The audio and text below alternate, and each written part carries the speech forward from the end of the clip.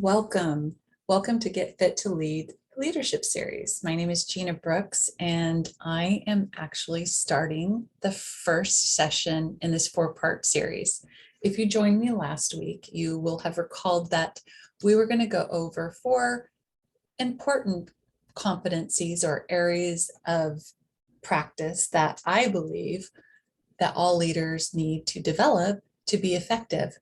Today, we're going to go over self-reflection. In the following weeks, we're going to go over emotional intelligence. We're also going to discuss servant leadership. And last, we're going to go over the importance of feedback. Okay, so today we are going to talk about self-reflection. How self-reflection can make you a stronger leader, how self-reflection can make you a more effective leader. Okay, and there's several areas that we're going to go over today. And one of the areas we're going to examine is what it means to be self-reflective. Okay, I mean, we know what reflection means, but what does it mean to be self-reflective? Next, we're going to examine why self-reflection is a muscle leaders need to flex.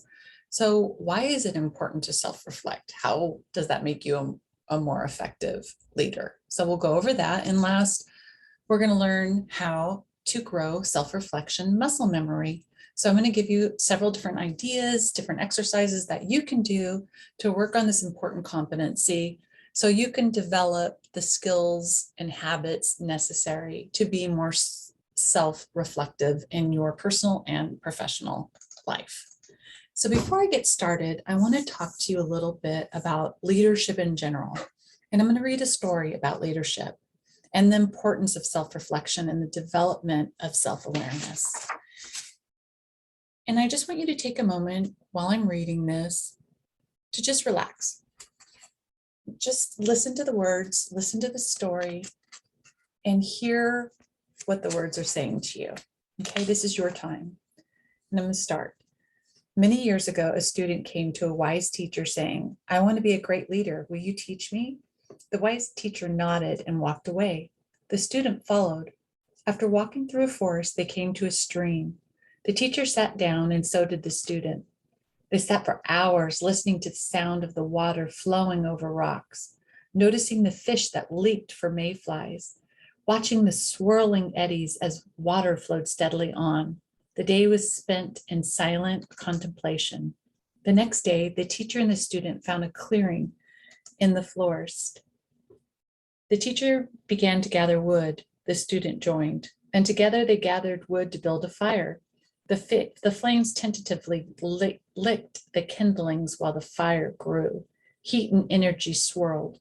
Several unsuspecting insects were lost to the flame. The day was spent quietly feeding and caring for the fire long into the night. In the morning, the teacher asked the student, "What have the fire and the stream taught you about leadership?" The student sat quietly, pondering, then stated, "I'm so sorry, wise teacher. I'm not sure I understand the lesson." The teacher then spoke again. "Reflect on the nature of the fire that burned before us yesterday. It was wild, powerful thing, strong and energetic. As the flames danced, nothing in the forest, no trees or wild animals could match its raw power. With freedom, it could have overwhelmed all that came before it, yet it needed to be constantly fed. Consider the stream in contrast. Beginning far off in the mountains, traveling continually towards the sea. At times it bubbles softly, and at others it moves quickly with purpose. Yet always it moves on, taking the path of ease if possible, and still it's willing to work through stone and earth to move steadily in the direction of its goal. In the end, what remains of the indomitable fire? Only ashes. The fire is strong. It can overwhelm all that's in its path. Eventually, the fire consumes all, and nothing remains, not even itself. Not so with the water. It begins as a small stream, slowly and humbly growing deeper and more powerful as the journey to the sea. Along the way, it carves mountains and sustains life. The two sat quietly for a time. Then the teacher spoke. So it is with the nature of leaders. Each must choose a path. Is it the water or the fire that makes them that they emulate. Recognize the difference in each, fire and stream. Which has sustainable power? It is not those leaders who must be fed constantly to sustain energy, who rule others with power and authority. Rather, it is the leader who draws upon the well of life, who is humble and powerful, who captures the hearts and minds of people. After a few moments, the teacher spoke these last words.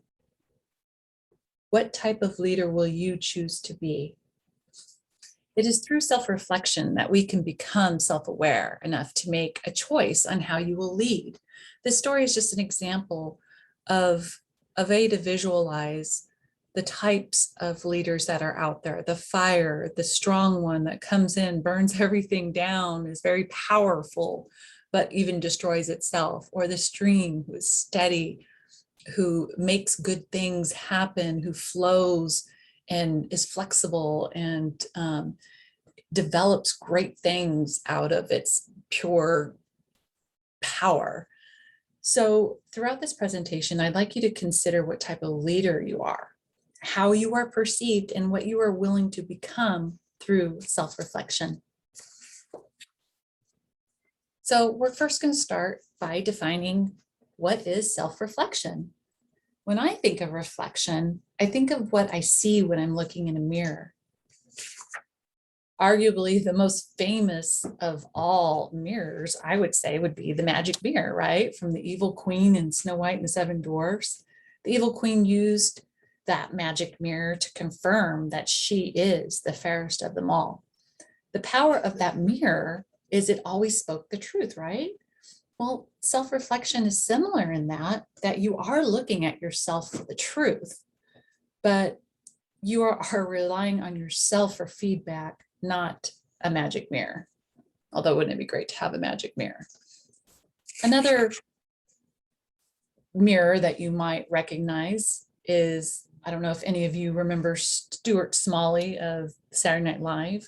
And he used the mirror, he looked in it, looked at his reflection in the mirror while giving himself positive affirmations like, I'm good enough, I'm smart enough, and God darn it, people like me. Of course, this is lovely. I'm all about, positive affirmations, but this isn't quite what I mean when I talk about self-reflection and being self-reflective, right? So what is self-reflection?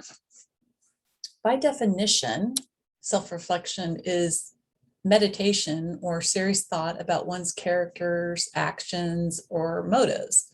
That's a basic, Webster dictionary definition of self-reflection. Other words that maybe you'll feel more comfortable when you think of self-reflection is being introspective. It's basically examining yourself. It's all about self, right? All these words are about self. It's observing oneself. It's searching oneself. It's soul searching, self-questioning, self-scrutiny. So the basis of self-reflection is you are looking within and really investigating and analyzing who you are. One of my favorite descriptions of self-reflection was a lady who wrote an article for Forbes, and she called it courageous curiosity. I just love this, because think about it. I mean, self-reflection is an act of courageous curiosity. I mean, we're curious humans, right? But how courageous is it to be curious about oneself, right? We always tend to be curious about what's happening in other people's lives, but we tend to run for the hills when we think about looking at who we are and learning more about our feelings, emotions, and reactions. So I have to give props to Lisa DeHart for coming up with this definition, because I just think it's perfect. Courageous curiosity. So maybe we should use that from now on instead of self-reflection. But in terms of a definition for self-reflection in leadership, it's really an approach. It's really an approach, and you can do this as a leader, but it's also like when we're talking today, I'm not just talking about only leadership. Self-reflection can help you at home. It can help you at work as well. It can help you if you're an employee, it can help you if you're a leader. But in terms of leadership, you can look a lot to your research on reflective leadership. There's a lot written about how to become a more reflective leader. But self-reflective leadership is basically an approach that involves observation and the ability to be flexible, right?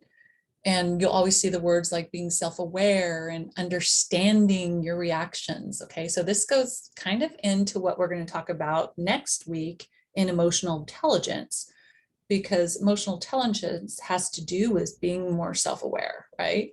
And when you're emotionally intelligent, you're really starting to understand why you react certain ways. You're starting to understand and really delve into what your strengths and weaknesses are and your values and your emotions.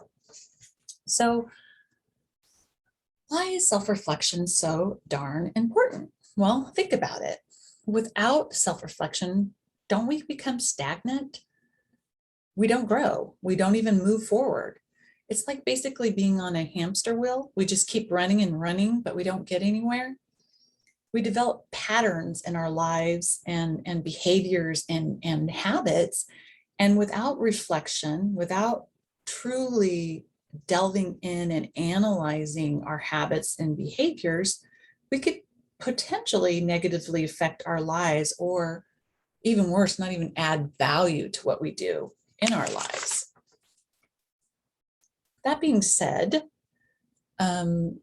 reflection, let's reflect on self-reflection, basically, because we put up a lot of roadblocks in terms of us wanting to look inward. I think that a lot of us can be very emotionally distant just as human beings, right? Just from past hurts or experiences, or perhaps our childhood, or negative things that have happened in our lives, or the way we were raised. All of that becomes roadblocks for us to be able to self-develop and self-reflect. But what's interesting is self-reflection has actually not been one of those things highlighted as a primary leadership competency.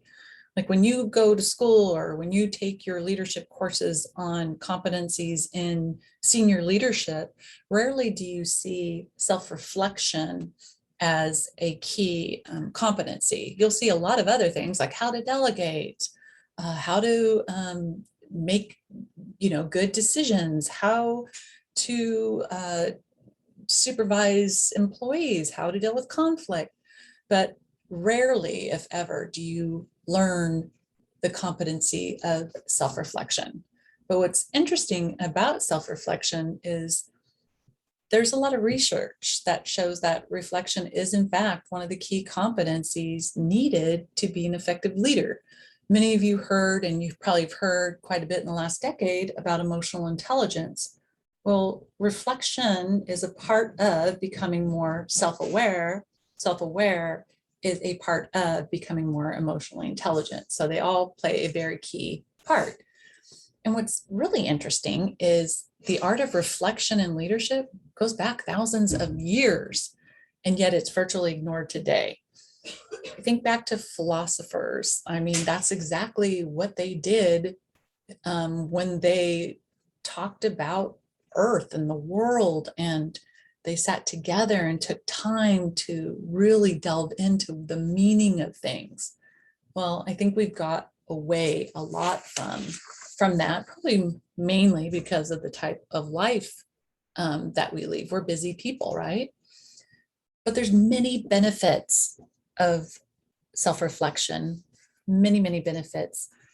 And one of them is it improves your emotional intelligence. And we'll go into depth about that next week. But like I said, developing emotional intelligence, self-reflection helps you become more self-aware, helps you be able to self-regulate more. So you become more active and understanding of the decisions that you make. And improved emotional intelligence is important to be an effective leader. In addition to that, you gain deeper insight into experiences, right? So you have all these experiences in life, and if you're on that hamster wheel and you're just going round and round and you're not learning from those experiences, then what is the purpose of those experiences? The art of becoming more self-reflective is that you can gain deeper insight into what those experiences meant to you, what you learned from those experiences, and most importantly, how did those experiences make you feel, right? It also helps you strengthen in understanding relationships with staff, not just staff, but your customers, your family members, your friends. Being more self-reflective just really helps you open up your perspectives on all kinds of relationships, and it really can strengthen those bonds. It also enables leaders to process complex ideas, right? So the more reflective you are and the more you understand who you are and what your values are and what your feelings and emotions mean, you're able to guide yourself through more complex ideas and feel more confident about the difficult decision makings you have to make as a leader, right? It also improves your moral try to say that 100 times, compass and ethical decision making, right? So the more self-reflective you are and the more you're able to establish your values, right? Your personal mission statement, what is important to you, the more you're able to put morals, and ethics in your decision making. It also increases your engagement as a leader, period. And we'll go over that a little bit more later. So actually, before I go on, I want to just give you a little bit more insight on here, because one of the things that I'd like to add is that it also improves your confidence. It improves your ability to be an active listener. And it also helps you cope with the changes and work through conflicts you might have at work. Interestingly, and I'm sure you all are aware of this, our feelings and emotions often affect our judgment and decision making. The great thing about self-reflection is it helps you gain clarity, right, on your personal and professional experiences happening in your life. And it helps you become a more effective leader because it gives you that extra clarity, insight, that when you make those hard decisions, you'll feel more confident about them, okay? So we've learned what it means to be self-reflective, right? We defined what self-reflection is. And we also learned some benefits that come from becoming more self-reflective. But how? How do we get there, right? How do we become more reflective? Okay, and in this session, we're going to learn how to build self-reflecting muscle memory. So it's not going to be easy, right? It's not. You're going to get uncomfortable. Anytime we talk about our emotions or feelings, or really take time to look at ourselves, it can be incredibly difficult. And this is frankly why leaders and people in general don't do it more often. And this is also why leaders fail to truly be effective. And as individuals, we sometimes fail to really live our lives in a more meaningful and valuable way. So let's learn how to become more self-reflective, right? Because life is busy. The thing is, with an unexamined life, right, we can have not only are we living right now, think about it, an unexamined life, we're also living in an unimagined life. So if we're on that hamster wheel and all we're doing is running through life, and you're too busy in your personal life and at work, I get it. It's hard to find time to reflect. But a recent poll reported that only 38% of leaders are truly engaged at work. And research also suggests that leaders' sense of self is closely tied to their role as leaders. So if you think about it, if that's true, if a sense of self is highly important to individuals' roles as leaders, when it makes sense to improve those positive feelings of self would equal more engagement, and more engagement would equal better leaders.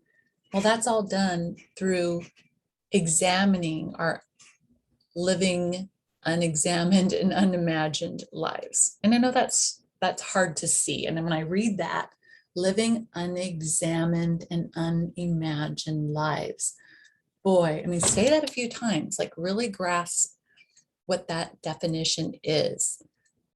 That sounds pretty sad. And it also sounds pretty exciting, right? Because it's never too late to change. So our fear or our lack of time in truly self-reflecting might make us question, how are we truly living our lives, and are we living them to the best of our ability? And are we being the best leaders that we can be? Okay. So we have to look at how we can, I can give you exercises and everything on some exercises and activities to do to become more reflective. But if you're not receptive and you're not open and you're not willing to be honest and objective, and you're not willing to accept what you find while you're being self-reflective, it's all pointless, right? So to become more aware of our own biases, perceptions, stereotypes, all of those things can help us work on changing those things. So once you commit to being self-reflective, you gain the ability to react to situations while they're happening instead of after they happened. I mean, I think oftentimes, and it's great, it's wonderful to learn from our mistakes, right? We all have done that. But the gift of practicing and being in the habit of being self-reflective as a leader and in our decision making, what's great about that is while things are happening, you are able to adjust and make decisions while they're happening that are best for you and best for your team, instead of paying the consequences and going, oh, wow, yeah, great, I did learn that. I shouldn't have done that way.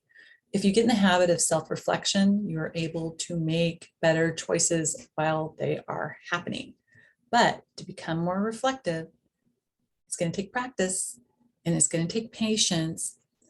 And you need to ask yourself the right questions. It's all about knowing what to ask yourself, right? It's hard to delve deep into who we are. And it's sometimes harder for even men, for that matter, because men are often raised traditionally to not be able to express their feelings and not be able to really look inside of why am I feeling that way, or they're told they shouldn't feel that way, or they should push those feelings down. Well, that's just not so. That's BS.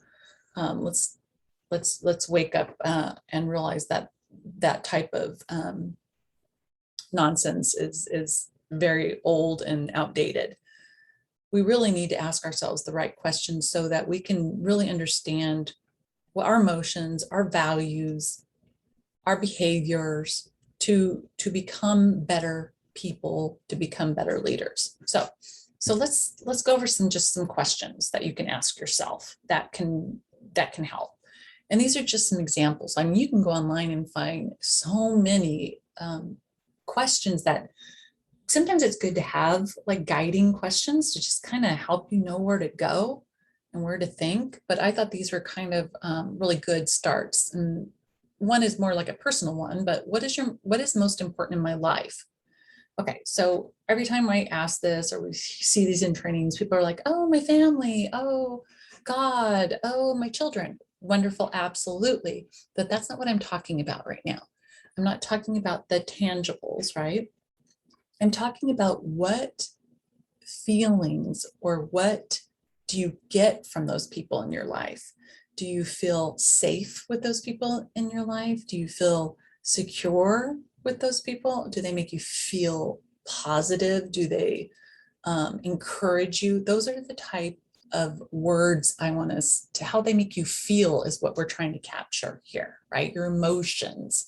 So then we can delve into your values, okay? And so some leadership development, self-reflective questions you can ask if you're a leader is, who do I want to be? Okay, so I know like when we were growing up, we always talked about like, who do I want to be when I grow up? And you're like either, a football player, a rock star, a ballerina. Okay, that's great, but let's delve deeper. More, and I think you've all been asked like, who do you respect most in the world? And I always picked Princess Diana. And now that I'm older, I realize she's really just a mere human being. But at the time, when I was young, I looked up to her probably because she was a princess, right? And I thought she married her prince. But now looking back, what did I really admire about her? I admired her compassion. I admired her ability to work with communities that were frowned upon back in the days. I admired her resilience. So those are all characteristics, right, that I can write down and realize if these are things that I value, how do I bring those things that I see in others into my own life? So those are some questions you can ask yourself. And then also, how do I see myself as a leader, right? And be honest, like, how do you see yourself as a leader? You might think you're fantastic as a leader, right? Do you really think you're fantastic as a leader? What are your strengths? What are your weaknesses? We all have weaknesses. And here's an even deeper question. And this is going to be hard because I think, and this is what we're going to delve into like in our last part of the series under feedback, is how do I think my employees or others see me as a leader? Now, sadly, ourselves as leaders, we seem to be the most blind when it comes to what others see us as, because for one, we don't ask. For two, even if we asked, our employees would probably be scared to tell us the truth, right? And three, some of us don't want to know. We don't want to know the truth. Maybe some leaders don't really care, which to me, that's a tragedy. And that's something we'll go over in servant leadership and why that type of not care thinking isn't valuable if you're going to be an effective leader. Okay, so why do people see me as they do? Why did I find myself in this situation, right? Is this situation positive? Was the situation negative? Did I learn anything from that situation? So basically you're starting with like a why question and you're breaking that why question down further and further and further. And how, but when you do this, I want you to really concentrate on how it made you feel so you can discover truly what motivates you and what your value. Okay, and then last, like, why are my values and beliefs maybe different from others? So what thoughts or self-talk run through your mind leading up to a big decision? Okay, so we went over several different areas and I want to kind of look at some ways, some actual like activities or there's tons of them. I mean, there's so many ways you can discover your strengths and weaknesses. There's so many personality surveys and exams that you can take, which I encourage you to do. I mean, I've done a ton of them and it's really thought-provoking in kind of recognizing and getting a little bit of insight into your personality, but it also helps you really key in on those main areas of your strengths and weaknesses. But I also want to just go over three that I thought kind of gave a different perspective and a wide perspective on different ways you can learn how to be more self-reflective. And the first one is decision-making journal. And it's basically a journal, right? But the difference is it's kind of a routine that you're going to get in when you have a decision to make, or maybe even after you have made a decision, preferably before, and that's the purpose, right? But if you've already made some decisions in the past, those are awfully good to write down and kind of work out how they made you feel. Were they effective? Did they go over well by other people? If you get in the routine of analyzing what is influencing you when you make certain decisions, it really helps to just become more focused on why you're doing what you're doing, right? And the decisions that you're making. You can even use like a journal. I'm all into journaling because, and it doesn't even have to be a fancy journal, right? You could just write anywhere. I have like just little books. Sadly, I've been in college in so long, I don't remember what they're called, but they'll just the little what are they called? Do you guys know what I'm talking? Comprehension? Maybe little books that you write in, you took like your tests with. I still use those to this day. And I have them at home, I have them at work, and just to write down thoughts. Again, some people hate writing. I tend to like writing, so it works for me. But writing in a journal regularly, again, getting in the habit. We all have 10 minutes.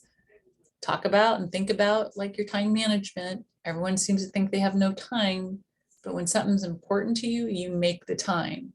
And this competency should be very important to you.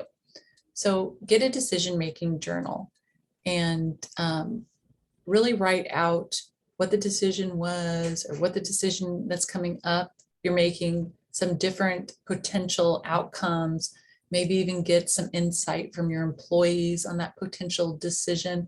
All of that will help you gain confidence and will make that decision something that you'll feel a lot more confident about. Okay, another option is mindful meditation. And mindful meditation is really more of an informal way of just really slowing down long enough. It doesn't have to be like, crisscross applesauce, and, yoga poses or anything like that. It's really just putting yourself in a quiet place long enough to slow down and resist our like initial impulses on a situation, right? So you're basically becoming more and more focused on the why and what is making you make a certain decision or making you respond in a certain way. What it does is it just helps you really key in and helps you identify your emotions and decide if you're going to accept or reject that emotion that you're having. But my favorite one that I found, it's called empathy mapping, or you could even call it, maybe you've seen like mind mapping before. And it's I thought it was a really cool way of dealing with some of this decision making. And this is something that you can even put in your journal, right? Your decision making journal. Here's a like basic way to you just do 4 quadrants. You write out 4 quadrants and just put thinking, saying, feeling, doing, right? So now you know where you're working with. Like, so let's say you're dealing with a certain situation. So what were you thinking about during that situation? What does this say about your beliefs and values, right? So when you were going through maybe a conflict at work, what were you thinking about during that situation? What biases or stereotypes or conclusions were you coming up with? And what does that say about what you believe and value, right? Just kind of gives you a way of thinking, and you'd write your answer in that quadrant and saying, what are some of the things you said during that conflict? What are some of the quotes or comments that you said, good or bad? Write them down and be very specific. And most importantly, we're talking about feelings. I know no one likes to talk about feelings. What were you feeling during this? Okay, we know what you were thinking, right? And sometimes we get confused with thinking and feeling. Feeling is different. What were you feeling inside? What kind of reaction, what kind of emotion was it giving you when that conflict was happening? Was there a trigger? Okay, this is where we're talking about those things that maybe happened in our past experiences or lives that might give us bias or maybe the wrong perception to remind you of something. So write all that down in that quadrant.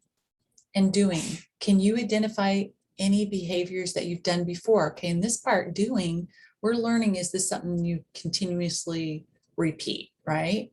Continuously repeat. And I can give you like a personal example. My husband will be thrilled. One of the things that when we were first together, when he's dealing with stress or something at work, he tends to let out his frustration, like not physically, but like I'll hear a clank like of the keyboard, let's say in his office or something. And when I was younger and dumber, I used to go in there and be like, what is wrong? Why are you making that noise? What's your problem? Like be very, not very supportive, obviously. And that would make him more frustrated because he would say, well, this has nothing to do with you. This is just how I deal with frustration. Just you making a comment just makes it worse, right? And so what I was thinking during the situation was, what's his problem, right? And what I was saying was just that. What's your problem? Like, why are you reacting? What are you so mad about? What I was feeling was anxiety. And I think looking back, it had to do with maybe some triggers from my childhood of like my parents arguing or having some negative reactions to something. And it seemed like I had this habit of making it all about me every time he was frustrated about something that I wasn't even in the same room for. It still triggered me and I reacted the same. But as I realized it wasn't about me, right? I'm able to be more conscious about its impact on me and realize it's not him, it's not what he's doing. It really had something to do with me and my past and a trigger. And recognizing that it was a trigger has made it a lot easier for me. So when I hear like a little clink of the keyboard, I tend to just mind my own business, stay out of that room, and it diffuses in less than 5 seconds. Of course, when I used to go in there, it just made it worse. So it just becomes more of a pattern and helpful for you. So what's great about this is, and we'll go over some things that it does, but it kind of gives you a third person perspective, right? So when you do these quadrants and you're working through that process of developing things, it enables us to look at ourselves in a different way, right? I'm looking at myself in that situation from his perspective, and he was like, it really had nothing to do with you. But in my mind, I made it about me. So what's great about going through these types of self-reflection exercises is it really helps you look at different perspectives, right? And angles, different angles. It helps us look at ourselves from 4 different angles. We're looking at ourselves from thinking, saying, doing, and feeling. So we're really looking at all different types of angles that make us react or make decisions in a certain way. And it also helps us identify our feelings, thoughts, and behaviors. And this is also is used to better understand the point of and perspective of your employees. It can be used to understand your spouse, your child, your customer. And in that 5th quadrant, because you created 4, but you're going to have a 5th quadrant. And in that 5th quadrant, what you're going to do is you're going to summarize everything that you learned about yourself, right? Your thoughts, your feelings, all of those things are going to be summarized into a organized way. And what's cool about the quadrants is if you're a visual learner, it really helps you organize and analyze your thoughts and feelings. And from that, you can make better decisions. So what's next? Okay, so we learned why self-reflection is important. We learned what it is, and we learned a few exercises on how to become more self-reflective. So what do you do next, right? Well, it's really up to you. It's regardless of if you want to practice self-reflection in a structured way, using the journal, right? The daily journal, the decision-making journal, or just even your personal thoughts and feelings. Or if you rather use the mind mapping, right? The emotional mind mapping, or even if you want to use an informal approach, such as the why questions that we talked about earlier. Or if you just want to go in a quiet place and be in deep thought and just take time to get to know who you are. Because if you don't know who you are, and you don't know how to lead yourself, and if you don't know who you are, how are you going to lead others? So I hope you learned something today. We're trying to keep these little sessions short. I really encourage you to look more into self-reflection. And I think it's a valuable competency. And join us next week as I have my guest, Michelle Ingalls Silva. She's actually going to do a presentation on emotional intelligence. So remember, self-reflection, you have to be self-reflective to become more self-aware, and self-awareness is part of emotional intelligence. So what we're trying to do is key in all 4 sessions so that you can get a great overview of some different competencies that will make you a more effective leader. Thank you very much. I appreciate you joining me at any time. If you have any questions or if you'd like to share any information with me, here's my contact information. My website is here if you'd like to watch old videos or ask any questions, employment questions. I'd be happy to answer them. Have a wonderful day, and we'll see you next week. Toodles.